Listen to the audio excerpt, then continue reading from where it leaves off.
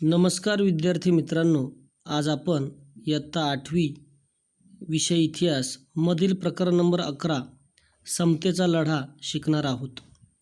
तर चला सुरुवात करूया. आधुनिक भारताच्या वाटचालीत राजकीय स्वातंत्र्याचा लढा महत्त्वाचा होता. हा लढा मानव मुक्तीच्या व्यापक तत्त्वज्ञानावर आधारलेला होता.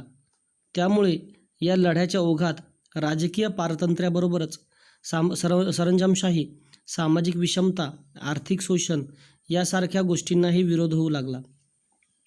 स्वातंत्र्याप्रमाणेच समतेचे तत्त्वही फार महत्त्वाचे आहे.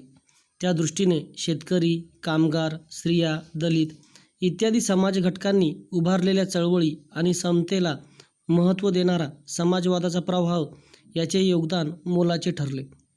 त्याचे भान ठेवल्याशिवाय आधुनिक भारताची जडणघडण समजू शकणार नाही. म्हणून आपण अशा काही चळवळींचा अभ्यास करूया. पहिली चळवळ म्हणजे शेतकरी चळवळ. ब्रिटिशांच्या आर्थिक धोरणाचे दुष्परिणाम भारतीय शेतकऱ्यांना भोगावे लागत. जमीनदार, सावकार यांना ब्रिटिश सरकार संरक्षण देत असे. ते शेतकऱ्यांवर अन्याय करत. या अन्यायाविरुद्ध शेतकऱ्यांनी अनेक उठाव केले. बंगालमधील शेतकऱ्यांनी नीळ उत्पादनाच्या सक्तीविरुद्ध कृषी संघटना स्थापन करून उठाव केला. दीनबंधू मित्र यांच्या नीलदर्पण या नाटकाने नीळ उत्पादक शेतकऱ्यांची हलाखीची स्थिती सर्व समाजाच्या नजरेस आणली.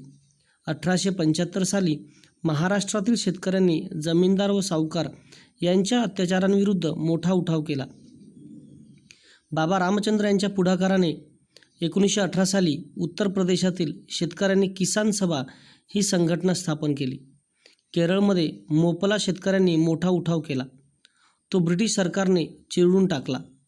1936 साली प्राध्यापक NG रांगा यांच्या पुढाकाराने अखिल भारतीय किसान सभा स्थापन झाली. स्वामी सहजानंद सरस्वती हे या सभेचे अध्यक्ष होते. या सभेने शेतकऱ्यांच्या हक्काचा जाहीरनामा राष्ट्रीय सभेला सादर केला. 1936 साली महाराष्ट्रातील ग्रामीण भागात फैजपूर येथे राष्ट्रीय सभेचे अधिवेशन भरले.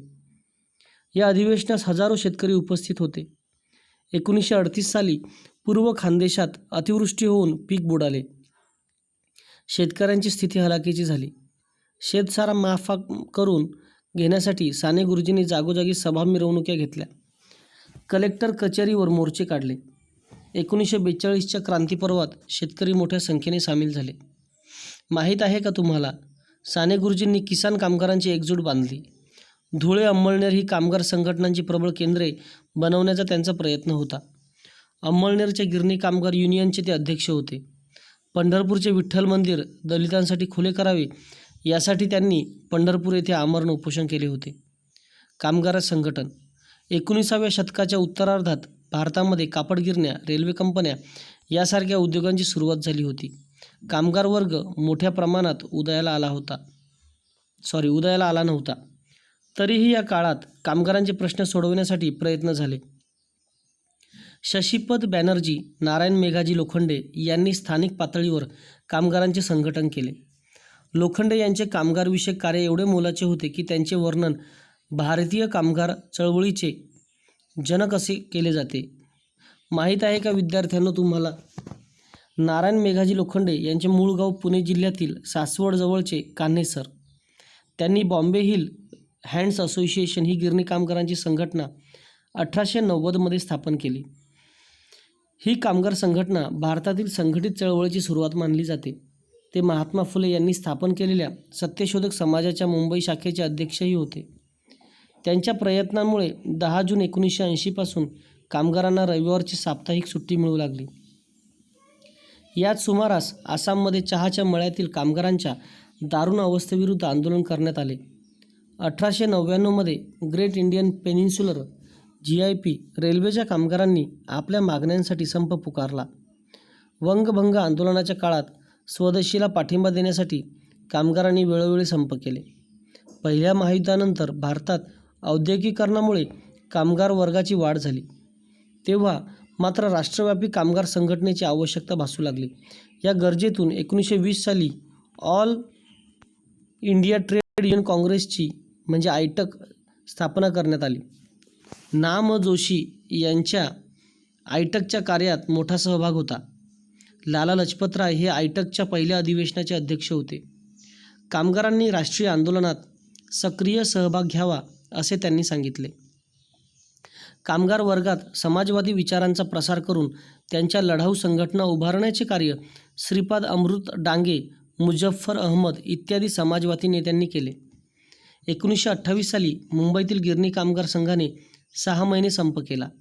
असे अनेक संप रेल्वे कामगार, ताग कामगार इत्यादींनी केले. कामगार चळवळीची वाढती शक्ती पाहून सरकार अस्वस्थ झाले. ही चळवळ दडपून टाकण्यासाठी कायदे करण्यात आले. कामगारांचे लढे राष्ट्रीय चळवळीला पूरक ठरले. समाजवादी चळवळ बघूया. जनसामान्यांच्या हितरक्षणासाठी ब्रिटिश सरकारने उलथून टाकणे आवश्यक आहे, असे राष्ट्रीय सभेतील अनेक तरुण कार्यकर्त्यांना वाटू लागले. त्याचप्रमाणे आर्थिक व सामाजिक समतेच्या तत्त्वावर समाजाची फेररचना झाली पाहिजे, याची त्यांना जाणीव होऊ लागली. या जाणीवेतून समाजवादी विचारसरणीचा उदय आणि विकास झाला. राष्ट्रीय सभेतील समाजवादी तरुणांनी नाशिकच्या तुरुंगामध्ये असताना राष्ट्रीय सभेच्या अंतर्गत समाजवादी पक्ष स्थापनेचा निर्णय घेतला. या निर्णयानुसार 1934 साली काँग्रेस समाजवादी पक्षाची स्थापना करण्यात आली. त्यामध्ये आचार्य नरेंद्र देव, जयप्रकाश नारायण, मीनू मसानी, डॉक्टर राम मनोहर लोहिया इत्यादी नेते होते. 1942च्या छोडो भारत आंदोलनात समाजवादी तरुण अग्रभागी होते.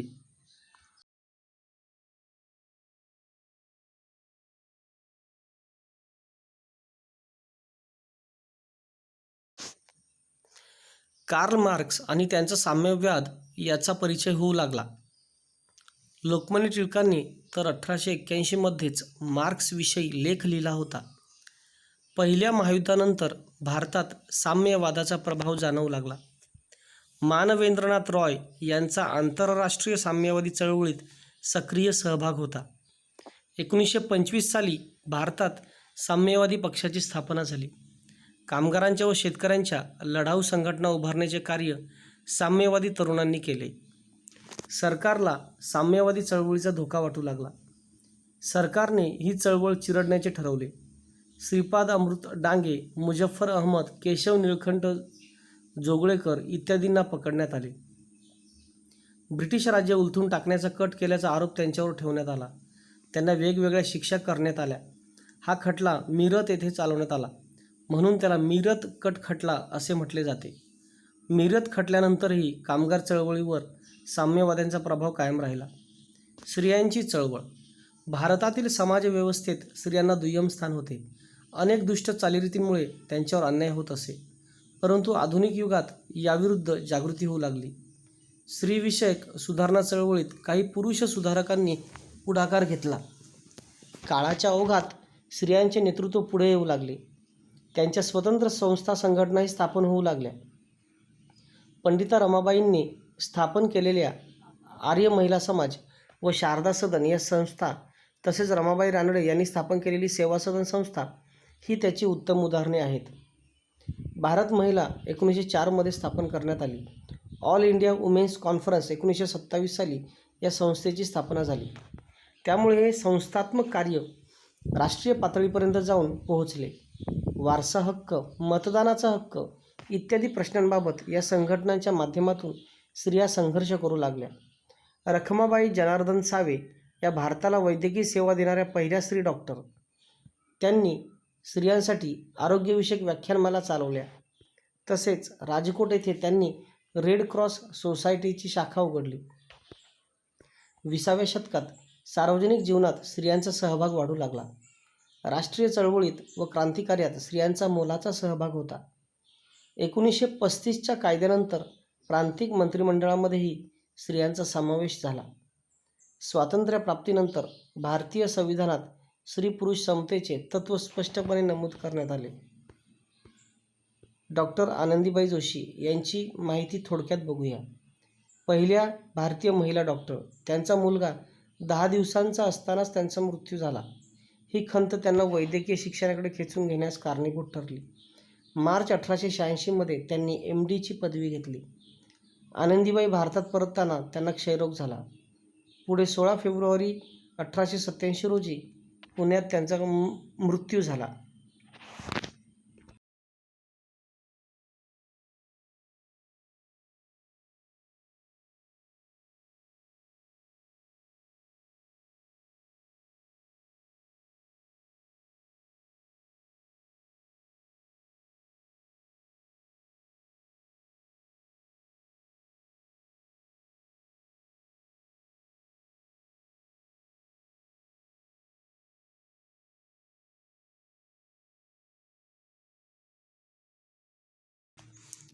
दलित चळवळ भारतातील समाजरचना विषमतेवर आधारलेली होती.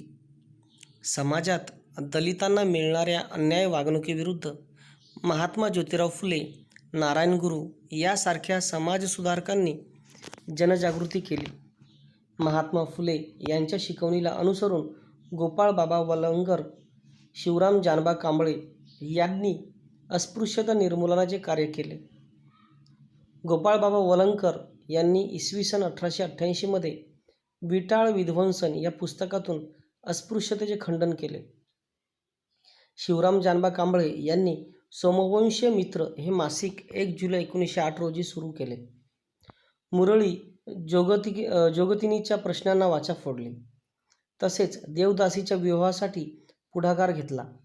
तामिळनाडूमध्ये पेरियार रामस्वामी यांनी अस्पृश्यता निर्मूलनाची चळवळ उभारली. महर्षी विठ्ठल रामजी शिंदे यांनी दलितांच्या प्रगतीसाठी 1906 मध्ये डिप्रेस्ड क्लासेस मिशन ही संस्था सुरू केली. दलितांना स्वाभिमानी, सुशिक्षित आणि उद्योगी बनवणे हा त्यांच्या कार्याचा महत्त्वाचा भाग होता. तर उच्चवर्णीयांच्या मनातील दलितविषयक भ्रामक समजूत नष्ट करणे हा त्या कार्याचा दुसरा भाग मानला. त्यासाठी त्यांनी मुंबई, परळ, देवनार या भागात मराठी शाळा, उद्योगशाळा काढल्या.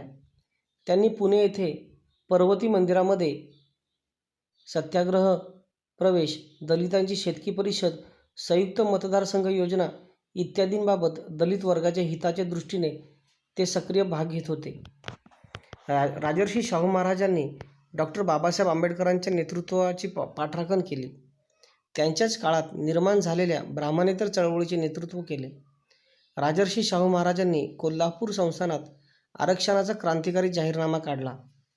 मोफत व सक्तीच्या प्राथमिक शिक्षणाचा कायदा केला. त्यांनी जातीभेद निर्मूलनासाठी भरीव कार्य केले. रोटीबंदी, बेटीबंदी व व्यवसायबंदी असे 3 निर्बंध जाती व्यवस्थेत होते. या संदर्भात सभा परिषदांमधून दलित लोकांच्या हातचे अन्न घेऊन शाहू महाराजांनी रोटीबंदी जाहीरपणे धुडकावून लावली. बेटीबंदीचा निर्बंध समाजात जोपर्यंत पाळला जात आहे तोपर्यंत जातीभेद समूळ नष्ट होणार नाही अशी शाहू महाराजांची धारणा होती.